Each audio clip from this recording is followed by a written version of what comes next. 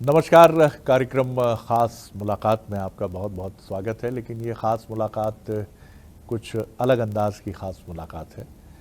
इच्छा तो थी कि जो व्यक्तित्व हमारे साथ हैं उनके साथ हम एक पॉडकास्ट, जो आजकल बहुत आनंद आता है बात करने में, क्योंकि एक अलग अंदाज और मिजाज की बात है। तो यही मानिए कि हमारे पास वो बड़े वाले माइक नहीं है, लेकिन ये है पॉडकास्ट ही, ऐसा समझिए इसको। मेरे साथ जो राजनेता है वो भारतीय जनता पार्टी के एक सीनियर लीडर तो हैं ही, छत्तीसगढ़ के, और छत्तीसगढ़ की परिधि में भी नहीं बांधूंगा मैं उन्हें, क्योंकि वो जिस परंपरा और जिस संस्कार में दीक्षित राजनेता है, तो ये बीजेपी के लिए एसेट है जो वक्त के साथ तैयार होते हैं। और उनके भीतर पार्टी की रीति नीति और संस्कार इतने गहरे होते हैं कि जिसे आप कह सकते हैं कि अब बीजेपी में ये पीढ़ी भी बहुत मूल्यवान है और उसको बहुत संरक्षित, हालांकि ऐसा नहीं कि वो की उम्र बहुत ज़्यादा है, लेकिन इसे संरक्षित करने की बहुत ज़रूरत है। जो पंचनिष्ठाएं जानती है, जिसे पंडित दीनदयाल उपाध्याय जी का सांस्कृतिक राष्ट्रवाद कंठस्थ है, जो ये जानते हैं कि किस तरह से एकात्म मानववाद का चिंतन क्या कहता है।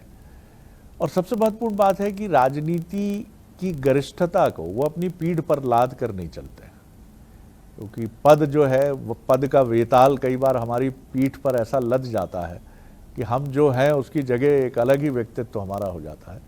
मेरे साथ हैं छत्तीसगढ़ के उप मुख्यमंत्री, जो PWD, PHE और लॉ जैसे महत्वपूर्ण डिपार्टमेंट्स के साथ आगे बढ़ रहे हैं।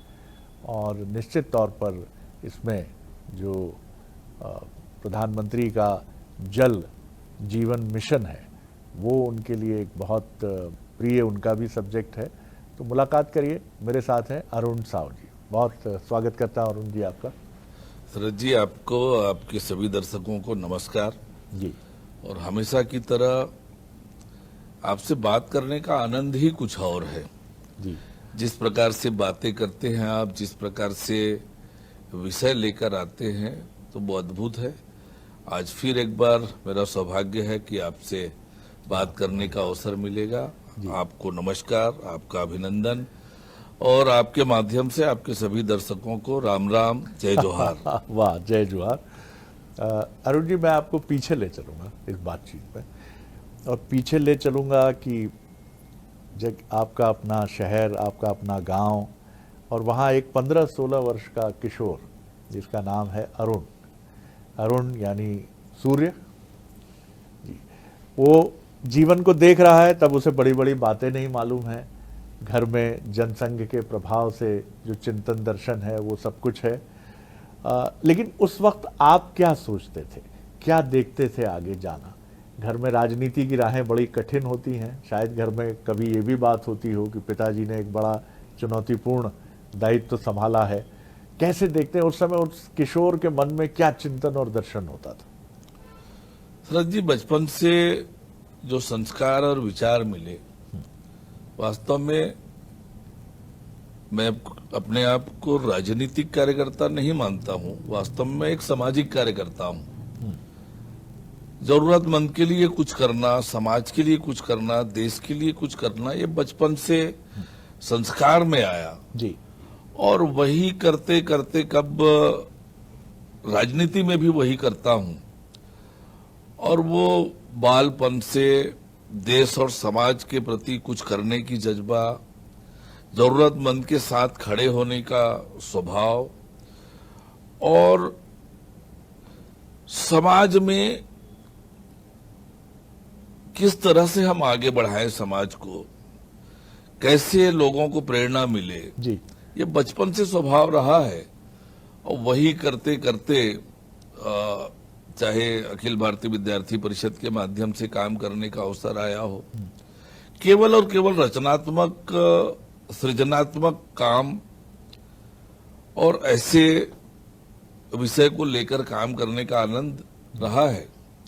पिताजी, दादाजी, इनसे संस्कार मिला, परिवार से, और उनके प्रेरणा से करते करते काम करने का जुनून है, बिना ये सोचे कि इससे मुझे क्या लाभ होगा। समाज को इसकी जरूरत है, इस काम की जरूरत है, मेरे कुछ करने से किसी को लाभ हो रहा है, देश और समाज के लिए कोई हित का काम है, उसे करना बिना ये सोचे कि मुझे क्या लाभ होगा, मुझे क्या मिलेगा, ये भाव आज भी मेरे मन में नहीं है। ये बड़ी आपने दिलचस्प बात कही और मुझे लगता है कि यही वो समय है कि जिसमें आप ये कह सकते हैं कि आपने मिशन की तरह आत्मसात किया राजनीति को। लेकिन अरुण जी, वो भी वक्त आपने देखा कि जब राजनीति का स्वरूप बदला, वो चाहे भारतीय जनता पार्टी की हो या कांग्रेस की हो, बड़ी बड़ी गाड़ियां आ गईं और जो युवा नेता आए उनका अप्रोच अलग था, विदेशी मोबाइल्स थे, चमकती हुई चीज़ें थीं। तो आप भी उसी पीढ़ी के साथ आगे बढ़े हैं, आपने देखा है। हालांकि सत्ता में लंबा समय यहाँ भी बीजेपी का रहा है। कभी मन में कोई दुविधा आई या बाहर से किसी ने ट्रांसप्लांट करने की कोशिश की कि अरुण जी कब तक सीधे साधे बने रहोगे? देखिए, जैसे मैंने बताया कि मुझे ये चाहिए, मेरे मन में भाव आता ही नहीं है। और ये सही है कि इस तरह के आकर्षण, इस तरह की बातें, इस तरह के सलाह, इस तरह के सुझाव आते हैं, लेकिन कभी मुझे उसका असर नहीं हुआ, कभी प्रभाव नहीं पड़ा। मैं तो केवल ये सोचता हूं कि मैं क्या दे सकता हूं देश को, समाज को क्या दे सकता हूं। पार्टी ने जो मुझे इतना मान सम्मान और सब कुछ दिया है, उस पार्टी को मैं क्या दे सकता हूं, इतना ही भाव मन में लेकर काम करता हूं। और मैं हाईकोर्ट में जब वकालत करता था तो पूरा ध्यान और समर्पण वकालत में। आज जब पूरे समय के लिए राजनीति में हूं, आज उप मुख्यमंत्री के नाते जिम्मेदारी दी है पार्टी ने, तो पूरा फोकस कि कैसे मैं ज्यादा से ज्यादा सरकार में रहकर काम कर सकूं, कैसे छत्तीसगढ़ के लिए योगदान कर सकूं, सारा ध्यान इसी में रहता है। और ये सही है कि बुराइयों का बड़ा आकर्षण होता है, पर जिन संस्कारों से मैं पला बढ़ा हूं, ऐसे अनेकों अवसर आए हैं, आज से नहीं बहुत पहले से, लेकिन कभी उसका प्रभाव और उसका असर मुझ पर नहीं पड़ा। मैं उसी संजीदगी से, और मैं भगवान से प्रार्थना भी करता हूं, मैं जो अरुण उस 10, 12, 15 साल की उम्र में था, वैसा ही अरुण बना रहूं और उसी जज्बे से काम करता क्या रहूं। बात है, क्या बात है, वो बड़ी बात है और संभव नहीं है बहुत सब लोगों के लिए इसे आत्मसात करना। जो आपकी जीवन संगिनी है, उनकी तरफ से कभी कोई चुभता हुआ प्रश्न आया? अर्धांगिनी होती है पत्नी जो है, और आपके सबसे विश्वसनीय सहयोगी भी होती है, तो निश्चित रूप से ऐसे प्रश्न आते हैं और अमल भी करना होता है। हमारे जैसे जो लोग हैं, परिवार के लिए, घर के लिए समय कम निकल पाता है, बहुत ही कम निकल पाता है। ऐसे में पूरा परिवार की पूरी जवाबदारी, और न केवल अपने परिवार की, और भी जो रिश्तेदार लोग हैं उनके साथ भी संबंध बना के रखना, उनके सुख दुख में आना जाना मेरे लिए संभव नहीं होता है। सब जगह शामिल हो पाना या उनके साथ उस तरह से मिलना जुलना, तो इतनी बड़ी जिम्मेदारी भी का निर्वहन पत्नी होने के नाते मीना करती है, और हमेशा मुझे पूरा सहयोग मिला और दोनों बहुत प्रसन्न रहते हैं। बहुत सुंदर बात है, ये बहुत अच्छी बात है और मैं बधाई दूंगा आपको कि आप इस कार्यक्रम को देख रही हैं। और देखिए, अरुण जी ने आपको कितने अच्छे से याद किया है और उन्होंने बेहिचक ये कहा है कि चुभते प्रश्न आते हैं, लेकिन यही दाम्पत्य जीवन की सार्थकता है कि दोनों एक दूसरे को सुने। और विदेश मंत्रालय, एक्सटर्नल अफेयर्स आपके पास है, मंत्री भले ही ये हों, लेकिन जनसंपर्क और एक्सटर्नल अफेयर्स आपके पास है, जो नाते रिश्तेदारों और घूमने फिरने से जुड़ता है। एक और सवाल है अरुण जी, आपको जब भी मैंने देखा, और छत्तीसगढ़ की राजनीति में आपके प्रशंसकों से भी बात हुई, आलोचकों से भी बात हुई, लोग कहते हैं गुस्सा नहीं आता। एंगर मैनेजमेंट ये भी क्या आपने किया?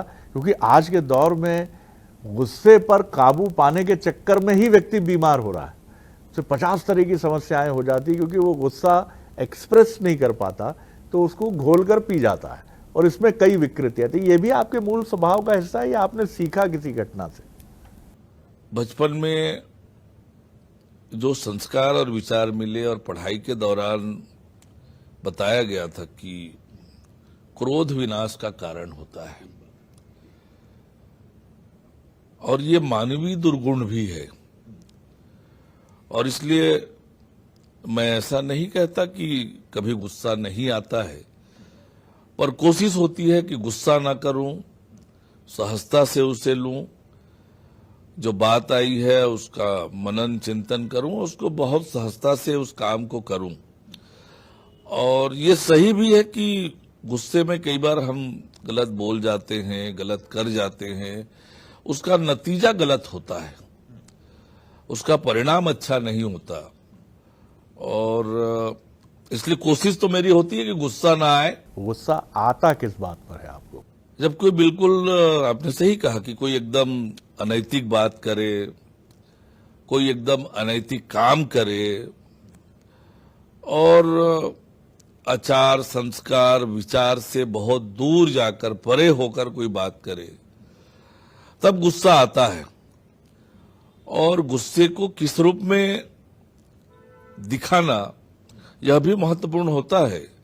ऐसा नहीं कि गुस्सा किसी गलत काम को आप टॉलरेट कर जाओ, गुस्सा नहीं करना है, पर उसको एक्सप्रेस कैसे करना है, प्रस्तुत कैसे करना है, यह भी बड़ा महत्वपूर्ण होता है। तो स्वाभाविक रूप से ऐसे ही कारणों से गुस्सा आता है। क्या आपको लगता है और अच्छे प्रशिक्षकों की युवाओं को जरूरत है? जैसे आपको गोविंद जी को आपने देखा, आपने लखीराम जी को देखा, आपने और छत्तीसगढ़ की इस माटी से उसी रीति नीति में निष्णात राजनेताओं को देखा। अब ये भूमिका धीरे धीरे आपकी तरफ आ रही है, ये भूमिका अब आपकी पीढ़ी के नेताओं को आ रही है, जिन्होंने बहुत गंभीरता से उस पाठ्यक्रम में जाकर, पाठशाला में जाकर अध्ययन किया है। जी देखिए, चाहे राजनीति में हो, चाहे जीवन का कोई क्षेत्र हो, बिना अनुशासन के कोई अनुशासित व्यक्ति ही जीवन में सफल हो सकता है। चाहे वो राजनीतिक रूप से अनुशासन हो, व्यक्तिगत रूप से हो, जिस क्षेत्र में भी हो, जिन्होंने जीवन में अनुशासन का पालन किया, सफल वही होगा। और राजनीति में भी वही है। एक और थोड़ा अलग तरह का दार्शनिक सवाल है। अनिल माधव दवे जी से हम एक पत्रकार के नाते भी और कई बार उनसे अलग विषयों पर मेरी बहुत अच्छी गहन चर्चा होती थी। जब वो नहीं रहे, दुर्भाग्य से बहुत ही प्रॉमिसिंग लीडर बीजेपी के, और असमय को गए, तो उनकी श्रद्धांजलि सभा में 2 शब्द कहने का अवसर मुझे भी मिला। तो एक बात हमने रखी, क्योंकि मुझे मालूम था कई बार वो बहुत गहरी पीड़ा में आते थे। कारण यही होता था कि वो राजनीति का जो एक दूसरा चेहरा होता है वो उनको बहुत आहत करता था। तो मैंने उसका उल्लेख किया और मैंने ये भी कहा कि एक राजनेता 25, 30, 40 वर्षों की तपस्या के बाद तैयार होता है, बहुत मूल्यवान है वो। तो उसकी सेहत, मानसिक सेहत, उसकी शारीरिक सेहत, इस पर पार्टी की भी बहुत गंभीर दृष्टि होनी चाहिए कि वो कहीं अपने शरीर को ही हवन करके तो नहीं आगे बढ़ रहा है। हमने मध्य प्रदेश के और आप छत्तीसगढ़ अविभाजित प्रभात झा जी को आप जानते हैं, मैं उनकी टेढ़ी हुई उंगलियों को देखता था, उनके पैर में जो घाव था डायबिटिक फुट की वजह से। तो मुझे लगता है कि कई बार ये चीज़ें इग्नोर्ड हो जाती हैं। तो पार्टी में भी एक ऐसा परिवेश हो कि नेताओं की ये सारी चीज़ों पर ध्यान रखा जाए। ईर्ष्या प्रतिस्पर्धा एक नेता को सबसे ज़्यादा कष्ट पहुंचाती है। निश्चित रूप से हमारे संगठन के बड़े पदाधिकारी जो हैं वो हम लोगों से जरूर पूछते हैं कि दिनचर्या कैसे होती है, खान पान कैसे रहता है, क्या बात है, ये आपने बड़ी कितना सोते हैं, हाँ, शारीरिक व्यायाम करते हैं कि नहीं, ध्यान करते हैं कि नहीं, योग करते हैं कि नहीं।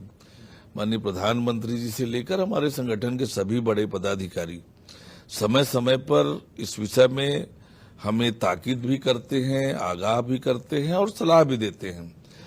और ये सही है कि आपकी दिनचर्या व्यवस्थित हो, आपको लंबे समय तक काम करना है, तो आपकी दिनचर्या अच्छी हो, आपके खान पान अच्छे हो, आपके व्यायाम, योग, ध्यान ये आपके दिनचर्या का हिस्सा होना चाहिए। इसके बिना आप स्वस्थ नहीं रह सकते। ये सब जब करेंगे तो समाज के लिए और ज्यादा काम कर सकेंगे। थोड़े दिन के लिए आप बहुत काम किए लेकिन अस्वस्थ हो गए तो कोई मतलब का नहीं हुआ। इसलिए लंबे समय तक समाज के लिए काम कर सके, इसलिए आपकी दिनचर्या व्यवस्थित हो। और ये भी आप क्या बिना कहे इस तरफ भी इशारा कर रहे हैं कि राजनीति में जो प्रतिस्पर्धा अपनी ही पार्टी में होती वो तो रहेगी। सुंदरलाल पटवा कहते थे मनुष्यों की पार्टी है बीजेपी, हम देवताओं की पार्टी नहीं है। तो इस पर भी मन के नियमन से ही हम संतोष की तरफ बढ़ सकते हैं। देखिए, आज ये प्राकृतिक विषय है। 4 भाई हैं घर में, चारों भाई में बिल्कुल ठीक है, स्वाभाविक प्रतिस्पर्धा होती रहेगी। है। हाँ। कोई बोलकर नहीं होता है कि मुझे आगे बढ़ना है, इसे छोटा दिखाना है, लेकिन स्वाभाविक रूप से मन में भाव आता है कि मेरे भाई, ये छोटा भाई ये कर रहा है तो मुझे ये करना चाहिए, मेरा छोटा भाई ये बन गया है तो मुझे ये बनना चाहिए, मेरा छोटे भाई को 60% नंबर मिला है तो मुझे 70 लेकर आना है। ये एक बहुत ही नेचुरल प्रोसेस है, राजनीति में भी होता है। दिक्कत वहां होती है जब गला काट प्रतिस्पर्धा होती है। अपनी लकीर बड़ी करने के बजाय कोई दूसरे की लकीर छोटी करने में लगे तो अब दिक्कत वहां होती है, और सामान्यतः ये होना नहीं चाहिए। नई पीढ़ी के सदस्य जब घर में आते हैं और खासतौर से पिता पुत्र, तो एक जनरेशन गैप एक शब्द है जो हम सुनते रहे। मैं भी अपने पिता से कई बार बड़ी फिजूल की बातों पर मुझे कहने में संकोच नहीं कि मैं बहस करता था। और एक पिता तो पिता ही है, वो पुत्र की जीवन शैली या दैनंदिनी पर प्रश्न उठाएगा, लेकिन कई बार एक युवा पुत्र भी उठाता है पिताजी पर कि आप तो ये कर सकते थे पिताजी, आपने क्या हमारी चिंता की उस तरह से? आपके पास तो मैंने सुना है माँ बताती हैं कि बड़ा अवसर था। कभी आपने भी परिवार के युवा सदस्यों के साथ, जो आपके पुत्र हैं, बेटी हैं, उनके साथ कभी इस तरह का संवाद हुआ घर में? बहुत स्वाभाविक रूप से ये होता ही है जी, पर इसको बहुत समझदारी से हैंडल करना पड़ता है। क्या बात है ये जी। आज का समय आप देखें तो 5 साल में बहुत सारी चीजों में ड्रास्टिक चेंज हो रहा है, और उसके साथ हर एक व्यक्ति को तालमेल बिठाना पड़ता है। यदि आपने उस परिवर्तन के साथ अपने आप को नहीं ढाला, तालमेल नहीं बिठाया, तो न केवल अपने परिवार में, समाज में भी इरेडेंटेंट हो जाएंगे, अप्रासंगिक हो जाएंगे। और इसलिए उसको सामंजस्य से समाधान करना पड़ता है, और उसका तरीका भी वही है। अब ये नेचुरली ये होता है, समय परिस्थिति के अनुसार सोच में बदलाव आता है, आवश्यकताओं में परिवर्तन होता है, और उसको मानकर चलना पड़ेगा। उसके साथ आपको समन्वय बनाना पड़ेगा। इसे आप किस तरह देखते हैं कि अब राजनीति का जो स्वरूप है, 2 राजनीतिक दलों की बात मैं करूंगा, जो मध्य प्रदेश और छत्तीसगढ़ में बाइपोलर पॉलिटिक्स है, 2 ही दलों की राजनीति है। छत्तीसगढ़ में ज़रूर अजीत जोगी जी ने ट्रायंगल करने की कोशिश की, या बीच में गोंडवाना गणतंत्र पार्टी ने, लेकिन वो हो नहीं पाया, और मुझे लगता भी नहीं कि वो हो पाएगा। लेकिन इन दोनों राजनीतिक दलों के बीच में, छत्तीसगढ़ में भी और मध्य प्रदेश में भी, जिस तरह के रिश्ते अब बहुत चुभते हुए, एक दूसरे को कष्ट देते हुए होते जा रहे हैं। एक दल सत्ता से हटता है तो दूसरा दल का नेता ये चिंता करता है कि अब ईडी आएगी, अब आईटी आएगी, अब ये समस्या होगी, और चलिए उसकी पार्टी की सरकार केंद्र में नहीं है तो वो राज्य में परेशानी खड़ी करेगा। आपने इस राजनीति को नहीं देखा और ना आपका स्वभाव है, और मुझे लगता है बहुत से राजनेता बीजेपी के, कांग्रेस के इस राजनीति के स्वरूप को पसंद नहीं करते। आप राजनीति में, जैसा आपने भी कहा, जन सेवा के लिए आए, इसका सामना करने के लिए नहीं आए हैं कि आप किसी की राजनीतिक प्रतिशोध का निशाना बने। हाँ, निश्चित रूप से राजनीति में शुचिता, विचारधारा की लड़ाई है। हर राजनीतिक दल के अपने स्वभाव हैं, अपनी संस्कृति है, अपनी प्रक्रिया है। ये शत्रुता नहीं है, और इसलिए शत्रुता जैसे व्यवहार ये बिल्कुल भी उचित नहीं है। न शत्रुता के रूप में कार्यवाही उचित है, न व्यवहार उचित है। इसी धरती के लोग हैं, इसी समाज के लोग हैं, पर राजनीतिक दल अलग अलग है, राजनीतिक दलों के विचार और संस्कार अलग हैं।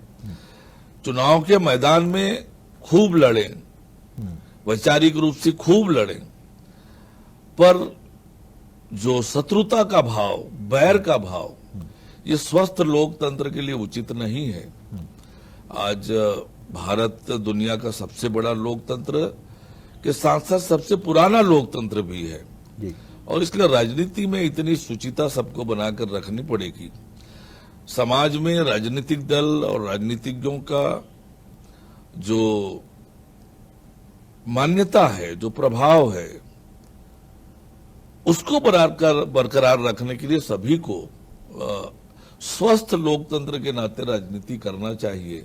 जनता भी देखती है आप क्या कर रहे हैं, क्या कर रहे हैं। इसे आप किस तरह से देखते हैं कि कई बार हमें सलाह मिलती है कि शरद जी आप बदल जाओ, आप बहुत शालीनता से इंटरव्यू में सवाल करते हैं, फायर लेकर आइए, आग लेकर आइए, ऐसा नहीं तो कई बार आप मिस इंटरप्रिटेशन नहीं हो जाएगा। आपको भी सलाह मिलती होगी, अरुण जी अब आप मौका मिला है, पीडब्ल्यूडी जैसा डिपार्टमेंट है, अब थोड़ा सा जरा व्यवहारिक भी हो जाइएगा, जरा आगे की राजनीति चुनाव लड़ने के लिए थोड़ा फंड्स वगैरह भी देखिएगा, ये भी परामर्श मिलता होगा। ये भी लोग कहते होंगे एग्रेसिव होइए ना आप, जरा मंत्री जरा ठसक के साथ रहता है, इस तरह की सलाह नजदीकी लोगों से भी खूब मिलती होगी। बिल्कुल ठीक कहा आपने शरद जी, स्वाभाविक रूप से इस तरह के सलाह मिलते हैं, लेकिन मेरा अपना मानना है, मेरी जो वजूद है, मेरी जो ताकत है, वो मेरी प्रकृति है, जिस स्वभाव के कारण मैं यहाँ पर आया हूँ। आज यहाँ पर आकर मैं स्वभाव बदलूंगा तो मेरे पहचान ही खत्म हो जाएगी। और इसलिए जिसकी जो प्रकृति है, जिस प्रकृति के दम पर यहाँ तक आया, न केवल इंसान अपितु कोई वस्तु अपनी प्रकृति बदल दे, पानी अपनी प्रकृति बदल दे, पानी का महत्व कहां रहेगा। इसलिए यदि आपने अपनी प्रकृति, अपना स्वभाव बदला तो वो आपके लिए ही नुकसानदायक है। और मैं उसमें कोई कमी हो, कोई बुराई हो, वो अलग बात है, लेकिन मेरा जो स्वभाव है, आपकी सज्जनता, सरलता, ये आपकी ताकत है। उसी ताकत ने आपको ये पहचान दिलाई है, ये प्रतिष्ठा दिलाई है, ये मुकाम आपको दिलाई है। और यहाँ पर अगर आप बदलेंगे तो वो स्थान आपसे दूर चला जाएगा। आपने बहुत गहरी बात की, और प्रकृति स्वयं इसका उदाहरण है कि उसने अपना स्वभाव नहीं बदला, हमने दबाव डाला, हमारी अनैतिक चीज़ों ने प्रकृति का स्वभाव बदला, बलात् जबरन, और आज वो किस विनाशकारी स्वरूप में हम सबके सामने है। छत्तीसगढ़ ठीक दिशा में बढ़ रहा है। विष्णुदेव साय जी जो हैं, उनके नेतृत्व में, आपके नेतृत्व में पूरा कैबिनेट जिस तरह से है, कैसे देखते हैं टीम छत्तीसगढ़ को? हमारे मुख्यमंत्री विष्णुदेव साय जी एक लंबा राजनीतिक अनुभव जिनका है, पंच से लेकर आज मुख्यमंत्री की कुर्सी पर बने, बहुत अनुभवी, बहुत सुलझे हुए, बहुत सज्जन नेता है। और उनके नेतृत्व में छत्तीसगढ़ में पिछले 1.5 साल में हमने जो काम किया है, अकल्पनीय काम हुआ है। मोदी की एक एक गारंटी को पूरा करने का काम, और जो राज्य की अर्थव्यवस्था पटरी से उतर गई थी उसे पटरी पर लेकर आना, जो राज्य का विकास अवरुद्ध हो गया था उस विकास की पटरी पर लेकर आना, और इन 1.5 सालों में जो हमने काम किया है, जनता ने बार बार उसको सराहा है। विधानसभा चुनाव में जीतकर सरकार बनने के बाद लोकसभा चुनाव में 11 में से 10 सीटें जनता ने दी, यानी सरकार के काम पर मुहर लगाई जनता ने। फिर रायपुर दक्षिण का उपचुनाव हुआ, ऐतिहासिक रूप से जनता ने जीत दिलाई, वो फिर से मुहर हुआ। और नगरीय निकाय और पंचायत के चुनाव में तो कांग्रेस का सुफड़ा साफ हुआ, एक तरफा जनादेश भारतीय जनता पार्टी को मिला। तो बार बार जनता ने हमारे कामों को भी मुहर लगाई है।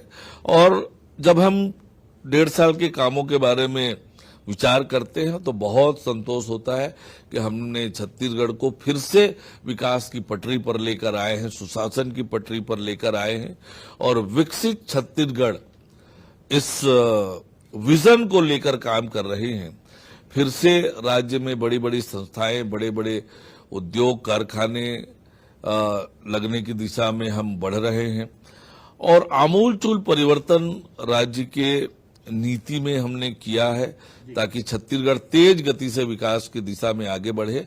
तो एक मजबूत सरकार, एक सशक्त सरकार और एक सशक्त मुखिया विष्णुदेव साय जी के नेतृत्व में हम तेज गति से आगे बढ़ रहे हैं। अरुण जी से जब आप बात करते हैं तो बीजेपी का वो निष्णात राजनेता भी है जो आपकी हर तेज गेंदबाजी को, गुगली को, स्पिन को अपने राजनीतिक चातुर्य के साथ देखता है।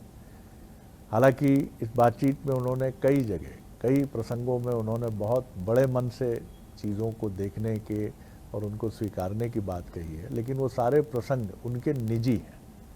ये उनका एक पॉलिटिकल विजडम है कि उन्होंने पार्टी के मसलों पर कोई भी राय ऐसी व्यक्त नहीं की है। मैं कोई जज नहीं हूँ जो ये सारी बातें कह रहा हूँ, लेकिन एक एनालिस्ट, एक पत्रकार के तौर पर मैं कह रहा हूँ पार्टी से जुड़े मसलों पर उन्होंने कोई टिप्पणी नहीं की, क्योंकि वो जानते हैं कि ये एक बड़ा विषय है और वो जैसा उनका स्वभाव है। और फिर ये भी मत भूलिए कि वो एक बहुत ही सीनियर एडवोकेट है। तर्क और दलीलें कैसे रखी जाती हैं उनसे बेहतर कौन समझेगा। एक बार फिर आपका बहुत धन्यवाद।